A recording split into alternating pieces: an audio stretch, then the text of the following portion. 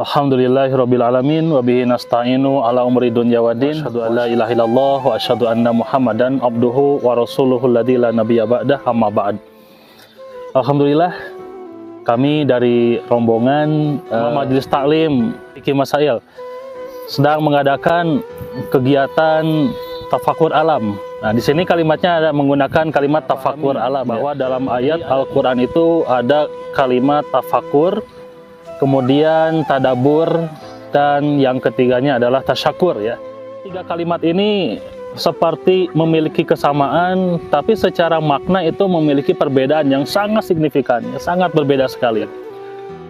Di antara persamaannya itu sama-sama memikirkan, memahami, dan di antara perbedaannya adalah kalau tafakur itu belajar memikirkan ayat-ayat Allah, baik ayat-ayat kauniyah atau ayat-ayat kauliyah.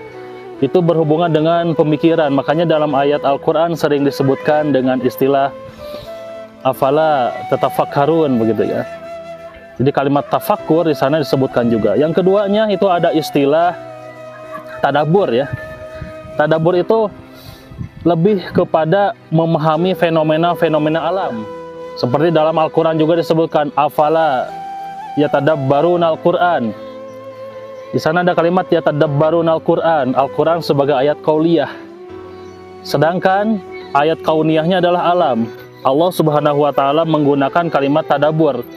Itu kalau dilihat di dalam beberapa penafsiran baik Imam Ibnu Katsir maupun Syekh Wahbah Az-Zuhaili di dalam kitab Tafsir Al-Munirnya, itu menjelaskan bahwa tadabbur itu lebih kepada memahami fenomena alam seperti adanya kejadian-kejadian longsor begitu.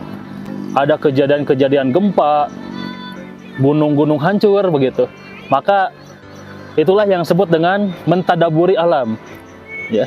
Jadi tadabur alam. Jadi tadabur alam itu mendatangi suatu alam di mana alam tersebut ada kejadian-kejadian, fenomena-fenomena ya. Kemudian yang ketiganya ada istilah tasyakur. Ya, tasyakur itu banyak sekali ayat-ayat yang menjelaskan tentang tasyakur, yaitu bersyukur. Bersyukur di sini berarti bukan hanya kita mengucapkan berterima kasih atau mengucapkan apa, kalau para ulama menyebutkannya ra'sus syukri, alhamdulillah gitu kan. Puncak rasa syukur itu alhamdulillah.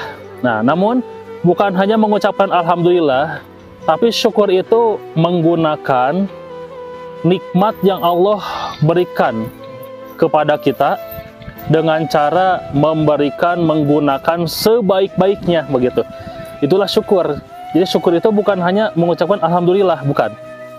Contoh, ketika kita bersyukur diberikan rezeki kemudian kita ucapkan alhamdulillah, nah itu belum memaknai kalimat syukur sebelum kita menginfakkan begitu. Jadi syukur itu memanfaatkan, membuat kebaikan, apa yang telah kita terima dari kebaikan kemudian kita bagikan kenikmatan kita kepada orang lain. Itulah yang disebut dengan makna syukur. Dari tiga kalimat ini berarti kalau kita mengadakan acara-acara rihlah dan yang lainnya, itu bukan tadabur alam, lebih tepatnya ya. Misalkan kita ke pantai, ke tempat-tempat wisata seperti sekarang ini, alhamdulillah berada di Nini Mountain ya, Nimo ya, ada di Nimo.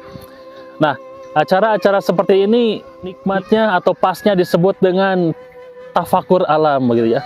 Di mana tafakur alam ini juga diperintahkan oleh Rasulullah Shallallahu Alaihi Wasallam, di mana Rasulullah Shallallahu Alaihi Wasallam menyebutkan wa inna li jasadika haqqan begitu. Dan untuk jasadmu ada hak. Di antara jasad ada hak itu ya seperti ini begitu. Ya, menikmati keindahan alam menggunakan hak tubuh kita gitu. Jadi memuliakan atau istilahnya memanjakan diri sendiri pun itu merupakan ibadah yang disebut dengan ibadah ghair mahdhah. Ikhwati iman rahimakumullah. Jadi yang tiga aspek ini harus kita pahami ya. Yang pertama ada tafakur alam. Yang kedua ada istilah tadabur alam, tasyakur, yaitu senantiasa bersyukur kepada Allah Subhanahu wa taala, di mana tiga aspek ini semuanya tertata rapi, sangat jelas sekali baik dalam Al-Qur'an maupun al-hadis sebagai perintah dari Allah Subhanahu wa taala untuk senantiasa kita bertafakur, berfikir, menikmati, memahami alam-alam yang Allah ciptakan, sebagaimana kalimat tafakur ini dijelaskan juga dalam beberapa hadis. Salah satunya dalam riwayat Imam Ahmad, ketika Allah Subhanahu wa taala menciptakan alam dunia ini, kemudian Allah Subhanahu wa taala menciptakan gunung-gunung. Setelah Allah menciptakan gunung-gunung, para malaikat turun ke bumi, kemudian malaikat itu berkata ma'ajmala, dengan kalimat ma'ajmala. Ya. Sigohnya menggunakan sigoh tafdil, ya, ma'ajmala, mengungkapkan alangkah indahnya gunung-gunung yang diciptakan oleh Allah Subhanahu wa taala. Kemudian dari hadis ini banyak sekali perintah-perintah Rasulullah SAW untuk mentafakuri alam. Kalimatnya Allah Subhanahu wa taala juga memerintahkan fangtashiru fil ardi, ya. Fangtashiru, begitu kan? Artinya di sini juga perintah bertafakur. Kemudian yang keduanya tadi sudah dijelaskan terkait adanya tadabur, begitu ya. Tadabur di sini menunjukkan memahami fenomena-fenomena alam, bahwa Allah lah yang menggerakkan, Allah lah yang mengatur, Allah lah yang memiliki tauhid rububiyah, kemudian menentukan seluruh alam di sini. Sehingga adanya kejadian-kejadian apapun yang ada di alam ini, itu bukan hanya gejala alam yang terjadi begitu saja, bukan. Tapi fenomena alam ini semuanya sudah diatur oleh Allah Subhanahu wa taala, sehingga kita bisa melihat keajaiban-keajaiban, keanehan-keanehan, musibah-musibah bahkan. Maka disinilah Allah Subhanahu wa taala berikut Rasulullah SAW memerintahkan agar kita bertadabur. Tujuan tadabur di sini tiada lain untuk meningkatkan keimanan kita. Karena orang mukmin itu ketika dibacakan ayat-ayat Allah, wajilat qulubuhum, kemudian hatinya menggetar, kemudian wazadat imanuhum, kemudian imannya bertambah, bahkan ketakwaannya, rasa takutnya kepada Allah semakin kuat ketika dibacakan ayat-ayat Allah.